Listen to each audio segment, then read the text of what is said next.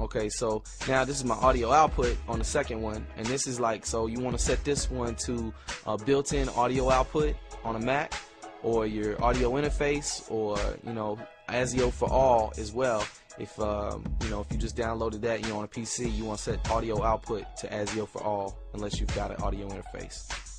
And then buffer size, that's just if you got a real slow computer, you want to raise the buffer so it'll perform better. If you got a real fast computer, you can set it down to 64, 32.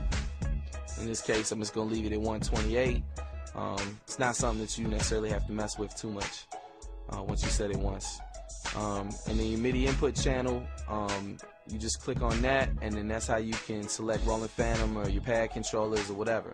If you're using like an MPC or a pad controller, transpose MIDI notes is what you want, and you want to set it to 36, and this will give you the drum sounds on those pads. If you're on a keyboard, turn that off. Like say if you got like a keyboard or a Phantom or something like that, turn that off. Only use that if you got a pad controller.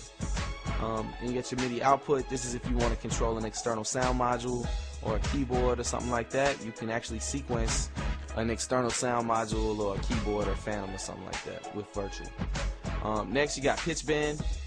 This sets your range of the pitch bend. So like say if I want a traditional whammy, I put it on 2. If I want like some crazy, really whacked out pitch effects, I put it on 12. I can set whether it's either for track or global. Track means it only affects the pitch of the track. Global means that it pitches up and down the whole beat. And then I could set my PPQ, that's parts per quarter note. Most of the time you're just going to leave that on 96, and it give you that MPC style feel, that old school feel. Alright, so then I got user data path here. This is important. I'm going to show this to you right quick. User data path, that's where you gonna store all your stuff. So you can change what folder that you store all your samples in and everything. So I just gonna scroll out here. I'm gonna create a new folder. I can name it whatever I want, and then I just choose that folder from the user data path, and that's where all my stuff will be stored.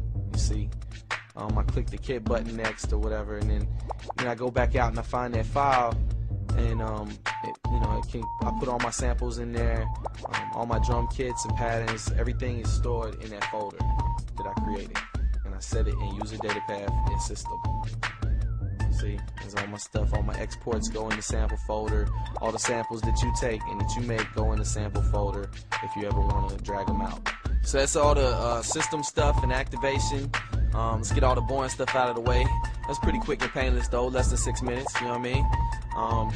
If you ain't never made a beat before, it's cool. We're gonna show you the way. If you already make beats and you're doing your thing, then we got some other videos too, and more advanced stuff. But we're gonna walk people all the way up from the basics, all the way up to doing craziness. So stay tuned for the next video. We're just gonna go over the features and then get y'all up and running on this thing so y'all can start making hits. Alright, that's the plan.